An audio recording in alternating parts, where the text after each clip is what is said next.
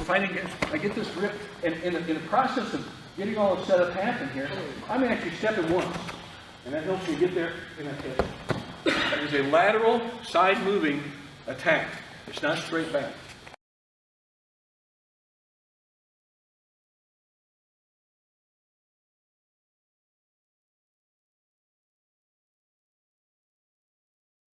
This is a lateral, side-moving O SOTO.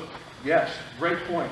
And a lot of times when when we're fighting and gripping, if I can get him to take one step with me, I probably got him, So we're fighting against, I get this grip, and in the process of getting all the setup happen here, I'm actually stepping once. And that helps me get there in that hip. It is a lateral, side-moving attack. It's not straight back. And again, one of my great coaches, Rene Pomerel, always taught me, he said, your balance is easily broken laterally. It's harder to break front and back. It's easier to break this direction, even more so than the corners.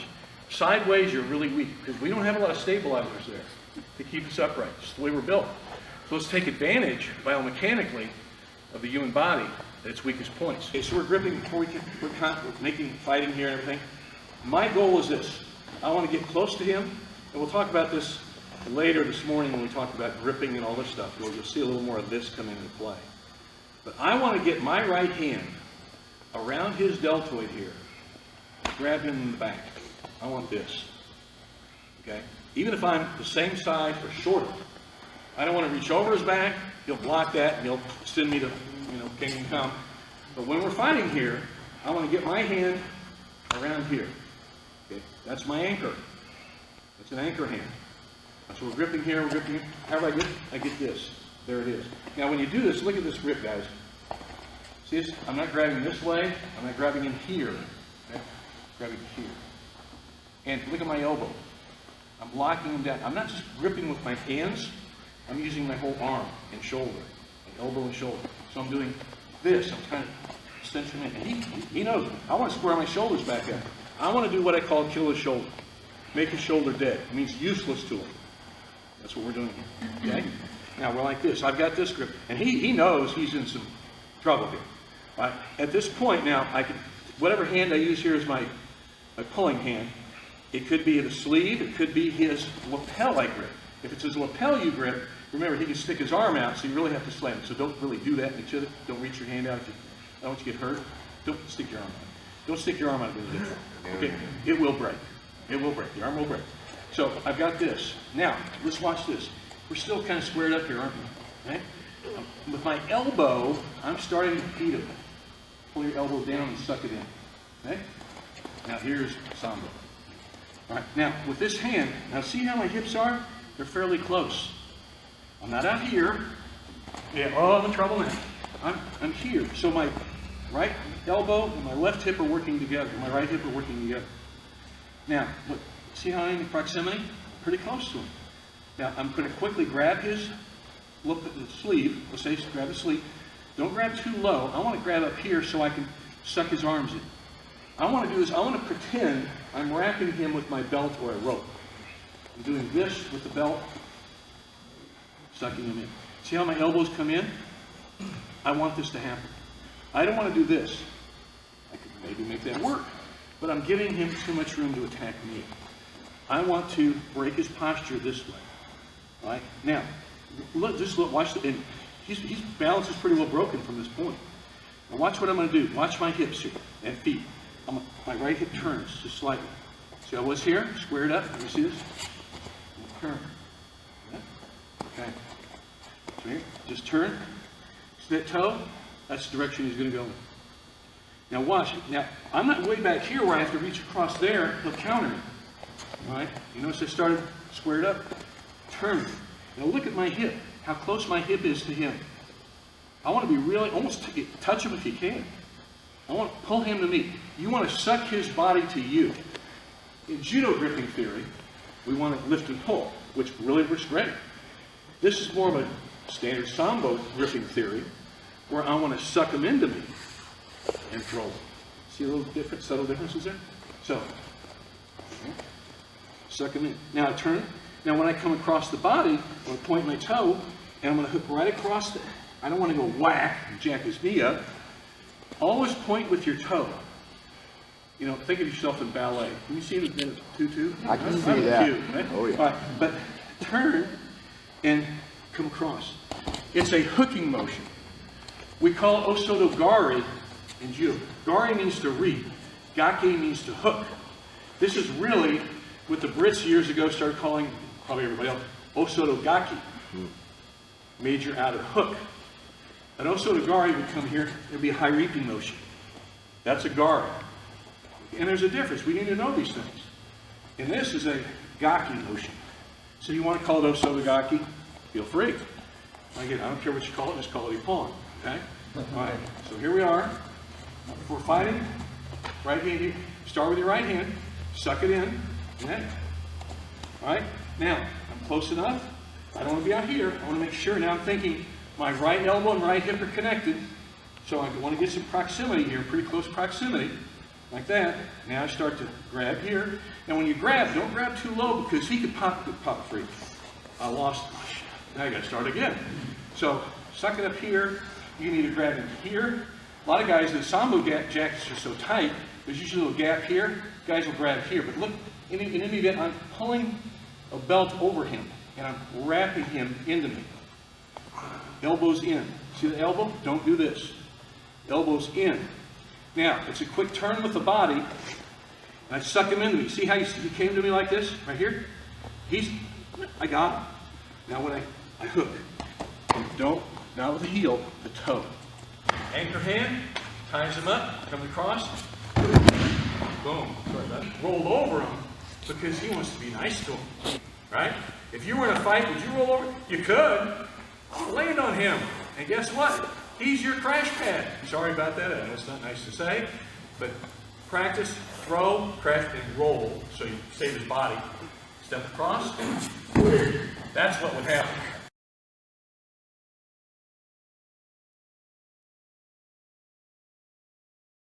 I like to do a lot of crossbody or lateral movement stuff here because he's weak on the sides. You know, he's a lot stronger forward. He's even sort of front corners, back corners, but along the side, he doesn't have a whole lot of muscle there to protect him, to stay, you know, for stability. And that's what we're working on here. So that's why we're going to go on the side, and certainly maybe the front or back corner, but certainly the side. More lateral, straight line movement to the side. All right. Now this is the grip is in part of the throw. You know, this is how we blend the grips and throws together to make it work. Okay. And if it's grip fighting here, my intention is what I want to do. I want to get either whether I lapel grip them, arm drag him, whatever I do here, I want to get my right hand, that'll be my anchor, that I'm going to set here, right back here, at this area of his shoulder back here. I don't want to reach way far deep because I'm extending myself too far and I'm way off balance. And he can come under and he can counter me, okay? So I don't want that to happen. So when we're gripping here, we're fighting. Now, notice my opening stance. Okay, I'm leading with my right foot, okay? And I'm leading with my left hand. I'm not doing this because he can sweep me in. That's a dumb thing for me to do, okay? And I don't want to let him know everything's going to happen here. I'm going to, you know, spring this on with a surprise. So we're grip fighting over here, and I can get the grip any way I can get here. I might even get sleeve, but Derek and I were talking about this earlier. If I can control the lapel here, I can pull his shoulder. I get control of that shoulder, I can get it better, okay? So pop it here, and once I pop it, then I catch here, okay? And you better do it quick because he's gonna pull that shoulder back. He wants his integrity of his shoulder. I want to steal his shoulder from him. That's what I'm doing here. So when I'm doing this, get this grip here, hand right on there, okay? Now I got my elbow still up at this point, but you notice I got the grip. You see that grip? All right. Now, what's going to happen here? And I've still got this stance now, okay? And it's going to happen real quick here. I'm parsing it out real slow right now. As soon as I drop my elbow and lock it in to trap him, okay? I want to come right in like this and trap him. See this? Don't let it float. Trap it like this, okay? And when that happens, okay, when I feel that elbow drop, that's my cue to catch this. My left hand on his sleeve. You can catch this up here. That works too. If that works for you, play with it, see if it does, because now I'm controlling his shoulders really well. But I definitely want to get something along here to trap him. And I squeeze him in. So grip here, trap him. When I do that, I step straight in. Now look at my toe. That's the direction he's going to fall to. Okay, that's the line of the throw right there. Now notice how close we are. I'm not way out here. I'm close in tight. Because when I do this, I'm going to point my toe on my hook. It's not so much a big reaping movement, it's more of a hooking movement. It's a gaki, really. We call it O SOTO GARI, but it's still really a gaki. I grip here, catch the grip. As soon as this is here, as soon as this happens, elbow down, catch. When that catches, step. See how, and I don't pull. Everything is tight in. Elbows are in. And hook, O SOTO GARI. That's what's going to happen. Okay, you done. Okay. That's it. He's obviously a lefty. Derek, can you come on the other side so they can see? No, stay, keep doing left, keep doing left. Let's move the pads. So you come on the other side, keep doing the left side, that's great. Because some of you guys might want to do the left side as well. Well, watch what he does here. He catches it, see, again, quickly here. He got here, he closed the space here, right? Once he did that, he's stealing his shoulder from him, and catching. Now once this elbow comes down, he traps with the other arm. Might get you right over there. Okay, he's going to step, and it hits. And it's literally one movement. This is where your grips and your throws blend together. A good throw, the grip will match the throw. And here's a classic case where a throw matches the type of grip we're using. The grip sets it up. The grip sets it up. That's why grip fighting is a science and an art. Gripping is a huge part of Judo and sambo. Anything in a jacket and a belt, gripping is a big deal. Wrestlers, same thing. In tie-ups, hand fighting, it's a big part of their sport too. Let's look at it again. So there's the anchor, see? Okay.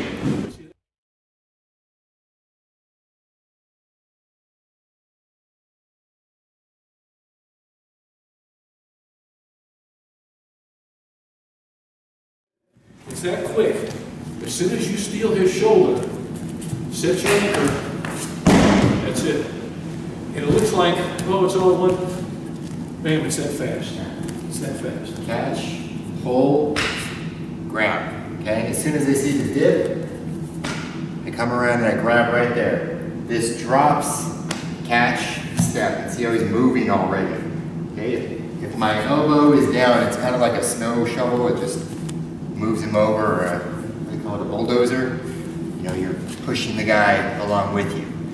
You've already got the arm connected, so now you just have to put something down low and then finish. And you notice how the toe is pointed down. In plantar flexion, you want that toe pointed down. Don't aim with your heel. It's a weak movement. Everything you're basically scooping in. See that? That's it. And if he's a tough guy and he resists, you may have to change to like a kin action, hop action, change direction. Well, let's not work on that quite yet. Let's just get that lateral action going. And again, I always credit Renee Pomerell, who got me in this direction, literally this direction, working off the sides, and it makes a lot of sense. It certainly helped my skills, yeah. And I think it helps a lot of you guys too, the same thing, okay? One more time, and then we'll just wrap it up.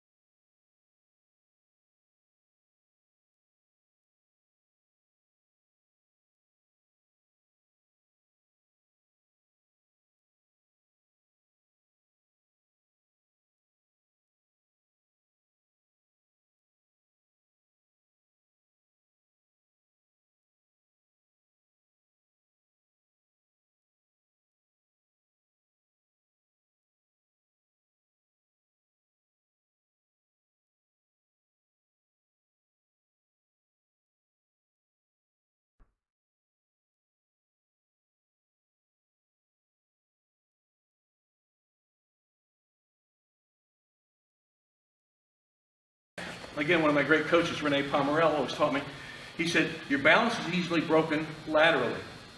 It's harder to break front and back. It's easier to break this direction, even more so than the corners. Sideways, you're really weak, because we don't have a lot of stabilizers there to keep us upright. It's the way we're built. So let's take advantage biomechanically of the human body at its weakest points.